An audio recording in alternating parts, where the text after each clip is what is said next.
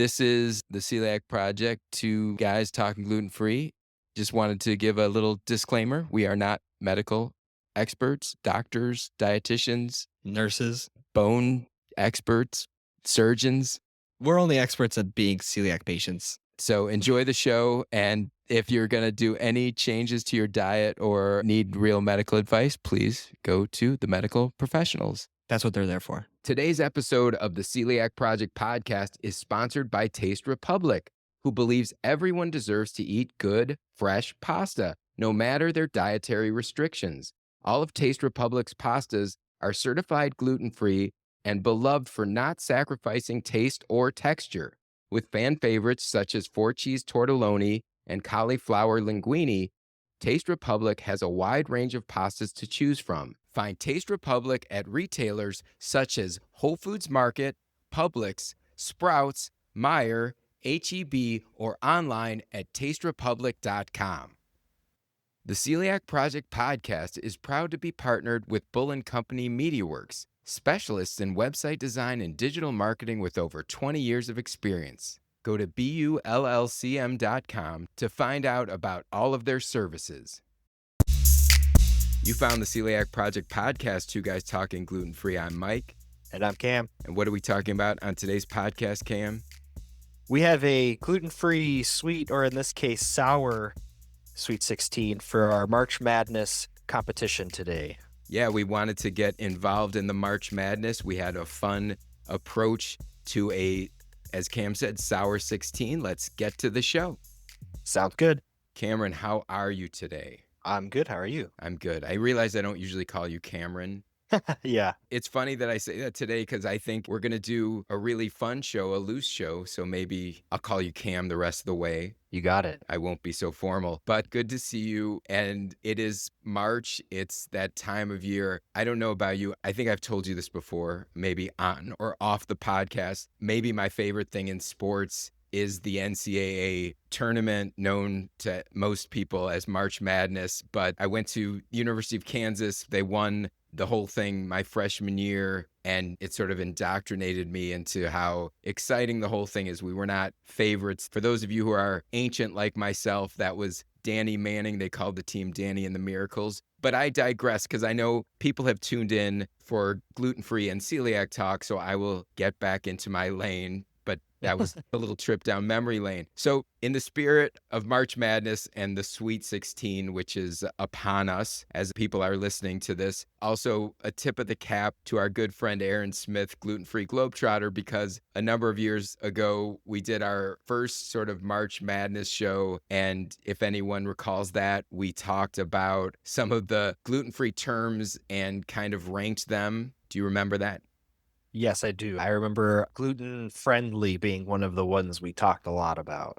Yeah, there are a lot of winners there. You know, gluten light is one that I see a lot now. And I was going to do that today, but I thought, let's do something brand new. Was on the internet and messing around with things and got it to spit out for me 16 things that are, I would say, that are irritating or inconveniences for those of us with celiac disease. And I have them listed. We have them seeded by sort of region, which are all related. We'll go into this. And then you and I could play kind of a little Sweet 16. I'm actually calling this the Sour 16. I like it. Because these are not fun and positive things. But I thought you and I could reflect and then talk about them a little bit. And you and I will be filling out our Sour 16 brackets of the most annoying things about celiac disease that the internet gave to me. Hopefully we'll find a way to make this bracket shareable. And if you want to play along while you're listening, we'll try to figure that out. Probably on Facebook, maybe something else. And do you want to jump in? Any thoughts before we start this exercise? Yeah, I'm ready to roll so everyone knows. So we got 4 different topics. We're going to be doing bracket style, just like the Sweet 16 for NCAA. And Michael, you're going to tell us what these different categories are. Yeah. So like Cam said, we have different regions and we're breaking down these regions. The first one will be the social situations region. The next one will be the quote unquote dining out region. Next will be the home and health region. And then the fourth region is the lifestyle and logistics region. And, some of these will, I think, fit better into their regions than others. But I think some of the fun of this is you and I can talk about the matchups a little bit and maybe not completely show our hands to each other, but give some of our thoughts. And then once we get through the first matchups, you and I can share with each other and our listeners which one we picked as, remember this, most annoying of the two until we get to our sour 16. Most sour 16, our sour 16 winner. Let's just dive in and see Yep. how this goes. Without further ado, Cam, then I will just jump in to the social situations region, region 1. So in the midst of this, we might find some Cinderellas, like the team this year. The dark horse. The dark horse. And it applies. But with it being a sour bracket. Yes, right. Again, this is negative, but what's been fun this year, and by the time people are listening, they might have already lost, but we went to University of Miami at Miami of Ohio, and at the time that we're recording this, they are still the only undefeated team. So that's my Cinderella this year in basketball. Again, I don't know if they're even going to win once they haven't had the same kind of competition as some of the larger schools, but they've been a fun story. So maybe in our list, we'll find some really interesting Cinderellas and we can talk about that as they come in. Because remember, the 1 seed is the one that's expected to go through. The 4 is the underdog or the Cinderella. So let's jump into the social situations region. We have the 1 seed, which is missing out on an office party or food. And I think we can include that. Or social gathering Type thing versus the 4 seed there, which is dating or kissing someone who just ate gluten. That's interesting. And then we have the 2 seed versus the 3 seed. The 2 seed in the social situations region is social anxiety about being difficult versus the number 3 seed, family members who don't get it. Wow, that one, I feel Those are all very tough. A lot of drama coming in this social situation regions. And this is a fun one. Anything off the top of your head that, like, I'll say this, Cam, because I don't want to give it all away to you. I feel like in one of these, I have one that's going through real easily. So anyways. I hear you. Gotta fill mine out here. Yeah. Anything interesting without showing me your entire hand that like jumps out at you? No, not yet. I'm curious to see how this will all play out. Yeah, this is going to be fun to debate. Yeah. Okay. So you and I are filling this out. I'll give you a little time. I wish we had the Jeopardy music now. All right, I'm ready. Okay, for this first set of matchups, what did you have for the missing the office party or social event based on the food or kissing a gluten eater? What did you have? I picked missing the party and social event as number 1. And I did as well. And my rationale there was simple. I just would make someone brush their teeth. I don't think I'd be in a relationship. I could delay the situation. Now, if you're in that relationship, I think we've talked to people. I'm recalling one of our guests, we've talked about this with Sam, my nephew. I think if you're in a relationship and they won't at least like find a way to wash out their mouth, if not brush their teeth, it might be time for a new relationship. So yeah, that's a pretty big indicator. We both had missing out on the office party or party in general because of the food. Now for the second one, again, this was a tough matchup. The social anxiety about being difficult versus family members who just don't get it. I got a thought on this one, so I'll jump in. I think that my answer would be different at different stages of my life of having celiac disease. So I decided to go with 3, family who doesn't get it, because long term, that's more problematic and annoying, where anxiety about being difficult, I think you will eventually grow out of that just as time goes on and you notice that other people need things and you are a person that needs things. So that's just how it goes and you'll get over it.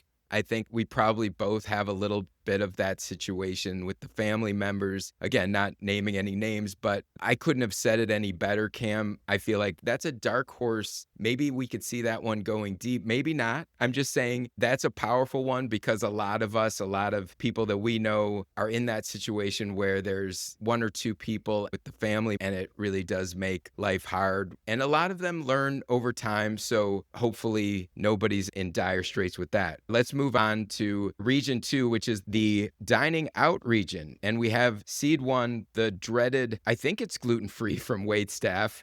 That's the 1 seed versus number 4, cross contact at a buffet or deli.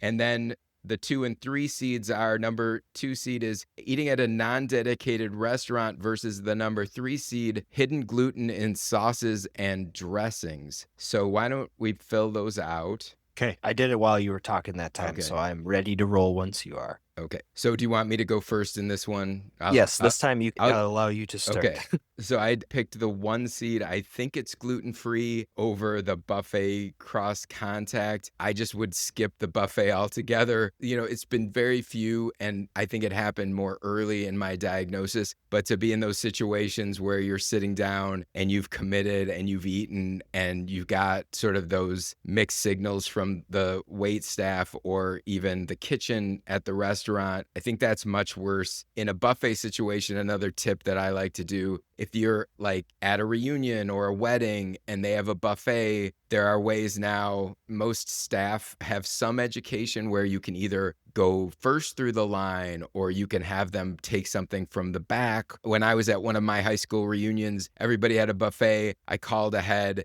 My friends were all like, how did you get that fresh grilled chicken carted out to you? That's one of those like fringe things where it can actually be a nice thing where you have to be different because you're not eating off the buffet. So that was my first one that I think it's gluten-free. And then the second one, do you want me to do that one as well? Yeah, yeah. Okay, so the other one, the 3 seed wins for me. The hidden gluten in sauces and dressings beats out the number 2 seed, eating at a non-dedicated restaurant. So I think most of our life is eating at non-dedicated restaurants, not always ideal, but I think of you actually in Las Vegas Oh, yeah. and getting the wrong kind of vinegar for your fish and chips, I think it was. So, those situations are rough. I actually had a situation where I was at the University of Miami and, we were eating, Jess and I, at the gluten-free station, and I went up because the chicken could use like a little sauce or something. It was slightly dry, right, in the cafeteria. So I go to the allergen-friendly area and asked, do you have a dressing, barbecue sauce, anything? And he goes, we don't have anything out today. If you want, you can go to one of the stations. There's like, it happened to be Heinz branded barbecue sauce. And I opened up my phone and I go, is all Heinz barbecue sauce gluten-free? And it was like, well, most is, but actually some have wheat. And I'm like, what? So yeah, I think the hidden gluten in sauces and dressings, that one, I think people can understand that. What did you have for these two, Cam? Well, luckily, I'll be very quick on this one. I had the same exact thing as you, and a lot of my rationale was very similar to you.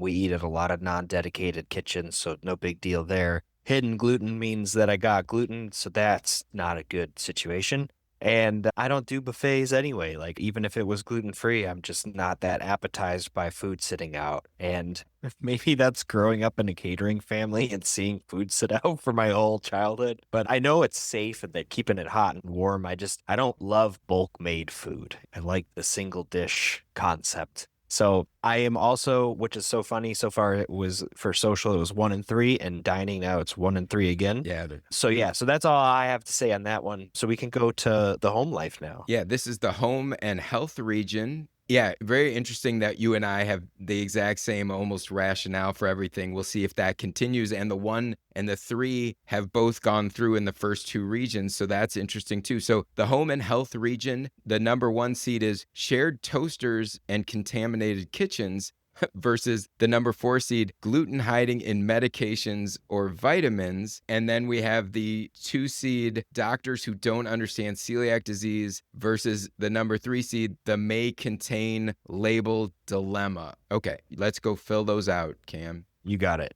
I'm ready to roll when you are. Okay, so Cam, you go first on this one. This is an All right. exciting one for me, I think. Yeah, I like this one a lot and have a feeling we're going to be the same on this one, though, just like before. I think we might start getting differences in the next round. But so I decided to go with gluten in medicine and vitamins was my winner between the 1 seed and the 4 seed. Shared toasters. I don't really use toasters all that much. And if there was a toaster that was a shared toaster, it would not be shared. I would not be sharing it. So for me, that's how I went with gluten in medicine and vitamins being way more annoying, especially too, because if you need a medicine, that means you have something else going on and it's just compounding issues. Whereas the toaster is not nearly as stressful as the prior there. And then going to the doctors who don't get it versus the may contain label. Don't don't have to eat something that may contain something, but having a doctor who doesn't get it is very negative consequences for your health. And can you guess what I went with in that I round? think you were the same. For everything that you said, I don't have to overstate it. I think you said it perfectly. The gluten and meds, that might be our true Cinderella here today. I don't want to say that we're doing this on the fly, so I haven't made up my mind, but that is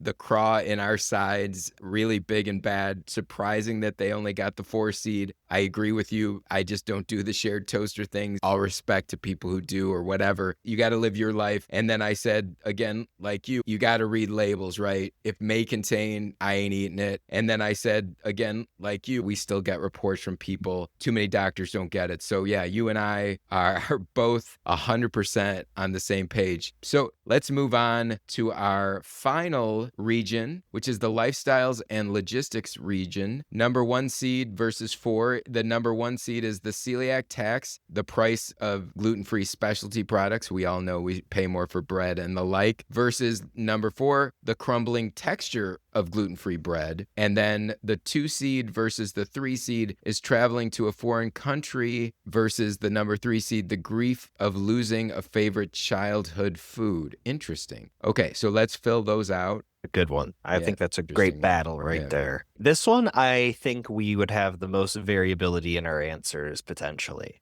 Okay, well, let's see. Who went first last time? So you could take the lead on this one. Okay, so my answers are, I didn't find the 1 versus 4 to be very close to me. I picked number 1 was the celiac tax, and I think that's easy. Again, I've gotten used to the bread a little bit, and I think bread has improved. It's annoying, sometimes you go to a place and you get this nice juicy burger and the bun isn't cooperating, and that can be a little Disintegrating as you eat it. yeah, but it still can be tasty. I actually feel like it's funny. My daughter, Melanie, who's my youngest, who's the one in the house who can eat gluten, she sometimes prefers gluten-free versions. Like she's sort of like the control in our house where she eats so much gluten-free that sometimes she prefers the texture of the pastas and stuff. Just an interesting note. I haven't talked about that a lot. Yeah. So that one was easy for me. One, I do feel like this one is hard, but I did say the grief over losing a childhood food. And I'll give one example. One of the foods that I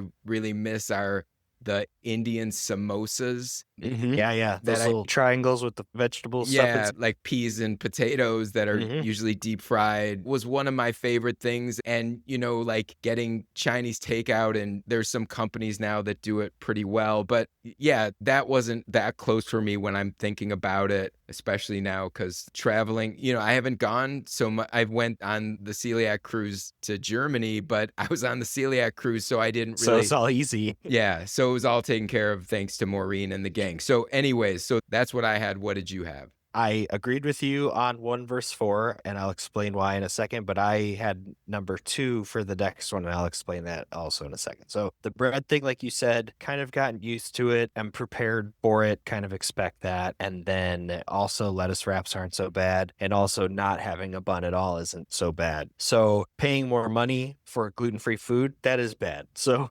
if I had to pick saving money, if all my bread was crumbly or my life is going to be much more expensive, but all your bread's going to be together, the tax isn't worth that. So I'm taking the removal of the tax. That's where I stand on that one. And then going to the childhood food and the foreign country, this one was the one that I actually had the most battle with out of all of this. Was the closest game, I should say. And I went with traveling because I have always been a huge Anthony Bourdain fan, and his shows have always inspired me to want to travel. And then getting diagnosed with celiac disease, I did not want to travel anymore because I didn't feel like I was going to get to explore in the ways that I would want to explore, where I'm a bit more like let the wind take me where it goes type of thing. And once I got celiac disease, it was more of I have to become a detective and find where to go. So it's just a totally different game, and not the way that I was set up prior. So that's why I picked that. But that was battling against the McDonald's cheeseburger, which was my childhood favorite food. And I've mentioned many times on the show. So, that was what I was comparing against. But I would not trade that for getting to try foods across the world that may or may not contain gluten. So that's why I have 1 and 2. I love you made a really convincing argument, Cam, and you're in a way, I'm going to stick with mine, but I think you're really right. Like some of that freedom, and it doesn't even have to be foreign travel, right? Like we travel anywhere and we still have to do all the research or go on,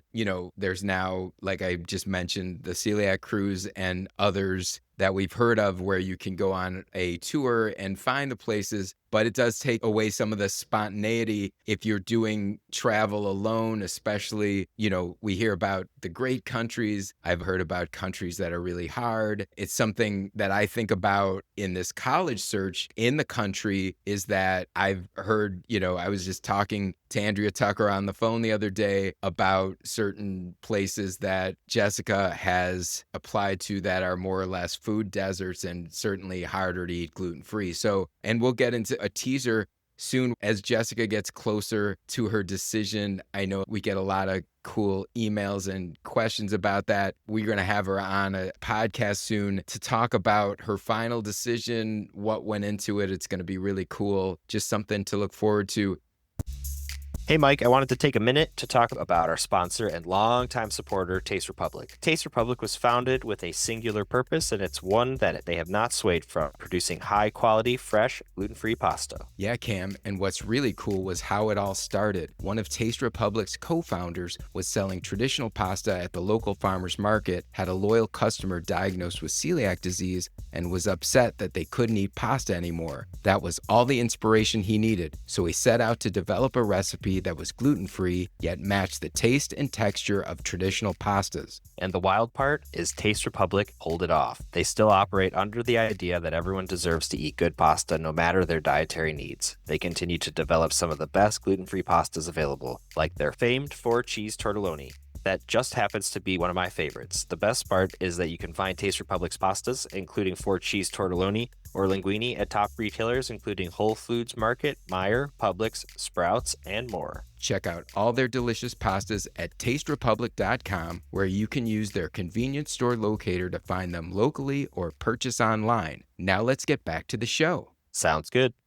Why don't we do this, Cam? This has been fun. We got to our 8, and you and I have 7 in common. Why don't we go through, both of us on our own, do our final 4, quickly talk through that, and then we're very close to crowning our Sour 16 winner. Maybe I'll go trademark that before the show comes out. But yeah, let's go through, do ours, and then we can discuss them a little and get to the finals here. All right, you got it. Okay, tell me when you're ready. All right, I got one more to do. Are you going all the way to the end? No, I'm just doing my final 4. Okay, fine. I like this one. Okay, I'm ready for final 4. Okay, why don't you do the top half of the bracket first, and then I'll do the second. All right, you got it. So for the social region, the one that takes the crown is Family Who Doesn't Get It for me. So that was number 3 out of the 4 of those. So they go on to the final 4 to battle against the final winner of dining. So in the dining category, my winner for the most sour is number 1. I think it's gluten-free. So those are my top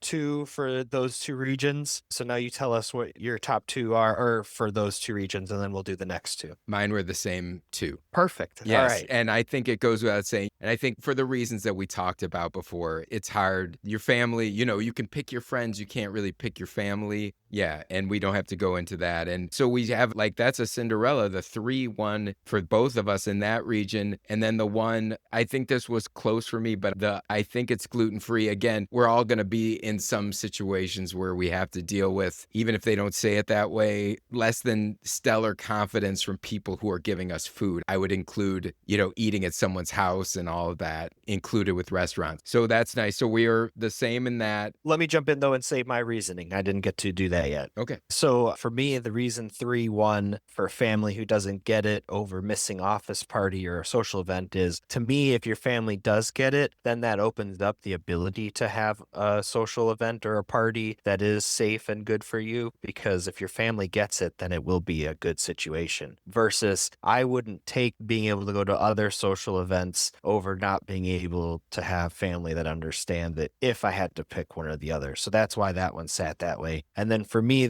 I think it's gluten-free kind of was a catch-all where if there's hidden gluten in sauces and I can't tell that there's gluten in the sauce, I will probably not have it because I don't know and that's not going to be safe. And if I were to ask them, they would say, I think it's gluten-free. So that's why I think it's gluten-free one for me on that one. Right. And I think I'm using the I think as any like less than confident explanation from someone, right? Where, Sure, yeah. you get really confident people at restaurants, like just have Or some, the item's naturally gluten-free, but you don't know if it was on a shared right, situation. cross contact, that kind of thing. Exactly. Right. When it's that feeling of less than confident, the word I think, it's like we're using that as the catch all when it's less confidence than you would want. Or they say there's a starch or a thickener, but we don't know what it is. Right. And then you're probably just going to say, bring me something else. But yeah, Yeah. but we don't have to get too much into the weeds on that. So I will do the bottom half of this. And so in the home and health region, my winner was the 4-seed gluten and meds. And then for the lifestyle and logistics region, my winner was the celiac tax #1. And what say you? So I had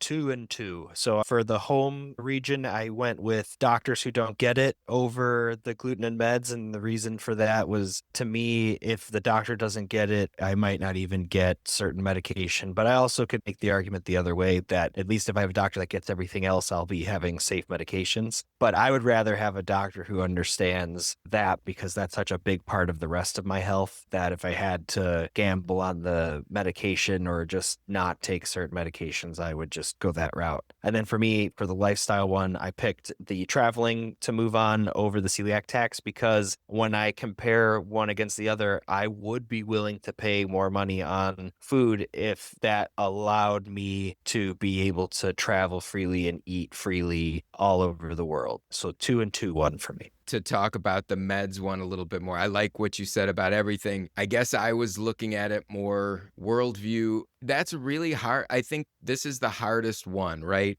The It is doctors. a difficult one. Yeah. Yeah. And I guess I was looking at it less from my prism. And it's still like, I hate that these two, because I think those would maybe be both in my final right there. Right. If they didn't have to battle now. Right, because all I want for this world is for doctors to understand it uniformly, right? And I Right. got lucky that I found a doctor, but it took years and years and changing doctors. And I know so many people who still struggle to find doctors who can understand it, diagnose correctly, and get everything figured out. That's a really hard one. And I went with the gluten and meds because even as early as this week, my daughter is on an antibiotic, and I was on that website and it had so much information and it was so confusing. And I was like, I know it's somewhat rare that there's gluten in meds, but then you and I hear so much anecdotally about people who do have issues who take something and it does end up having it. And it just seems, for me, it's so basic, and it just should be the thing that we figured out. And I understand with doctors, it comes with training and when they go to med school, and it's a much more complicated thing, right? But I Mhm. do think doctors are catching up. I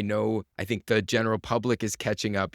Another thing to look forward to, we always do in May is Celiac Awareness Month. In a couple months, we always do our State of the Union. So these are the kind of topics that we will be discussing then. So I like your two, and I have no argument. It's really weird. So we're both the same on the top and completely different on the bottom. And so let's fill out the rest of our bracket and then discuss it all. And it's weird, Cam, because as we're talking, I now I want to move different ones in there and different ones out. Sure. Anyways, this isn't scientific or anything. This was just a fun way to discuss some of this. So, but Yeah, yeah. No, there's definitely some certain really good battles. Like I would say in the beginning, when we were doing the life category, like I said, 2 versus 3 was a really good battle. In the home category, 2 versus 3 was another one that was a good battle. So there was a lot of ones, like you're saying, where if they were each in their own category, they probably would have moved all the way to the end. But because they had to have a difficult fight on their way through the bracket here, they're not going to move on. Okay, so did you fill out? I filled out the Yes. rest. I have a winner. Yep, me too. Why don't you go first, Cam? All right. So for me, the winner of social versus the winner of dining was 3 versus 1. 3 was family who doesn't get it, and 1 was I think it's gluten free. And for me, I had 3 family who doesn't get it taking the lead on that one, going to the final round. And my reasoning on that was I would rather hear I think it's gluten free and decide I don't trust the situation and have my family understand than the other way around. So number 3, the family doesn't get it, moves on to the final round. And then for me in the other battle, 2 versus 2, which was doctors who don't get it versus traveling to a foreign country, I went with doctors who don't get it. I would give up traveling for my doctor to be able to understand. So 2 battles, 3 in the final round for me. I love it. And I have a follow-up question to you. Do you look back, Cam, and think of all the residual issues of your life? So why I think your 2 is so strong, and that's why I wished it had been on the top of this bracket and I could have had a different battle for the final because it didn't make it through, is that if doctors had a better understanding, you and I and so many others wouldn't have had to suffer for so long. That's part of it, right? Yeah. You still hear stories, and we're still teasing out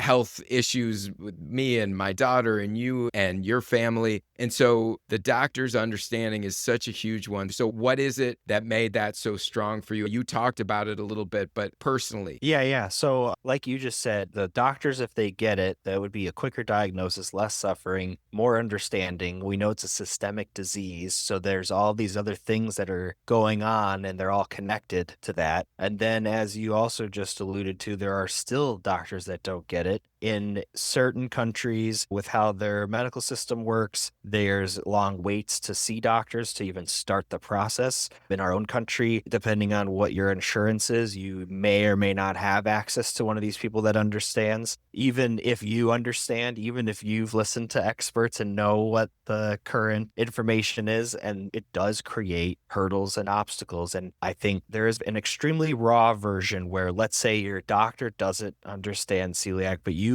know that as long as you're gluten-free and you don't have cross contact, you'll be okay. So that's when you have to do the full hermit life, right? So like you don't trust anybody else cooking for you. You scrub everything down every time that you cook, and your food is definitely safe. So like you could do that. And then you could go to a doctor that doesn't get celiac and do all your rest of your stuff because you can guarantee that you've never been cross-contaminated and whatever. You put yourself in a bubble, so to speak. But that's the only other way to go if a doctor doesn't get it. Otherwise, you're just risking it and you live with those consequences, which is what most people do and have to do, or they try to live the other way. And that comes with its own mental consequences, social consequences, and things like that. And so you say, oh, I'm saving my health, but are you? Because if you're not social and you're not doing these other things, that really hurts your health too. So that's why I picked that one. Right. I got it. And I agree with you. And I will say there's so many great doctors. Obviously, we speak to a lot of them on the podcast, and they can't all be treating everyone. And I think part of the problem is that medicine and research and understanding some of the comorbids that go with celiac is such a part of this too, right? So I guess that's one of the issues with it. It's not all the knowledge of the doctors, but where medicine is understanding celiac, autoimmunity, and all the interconnectedness.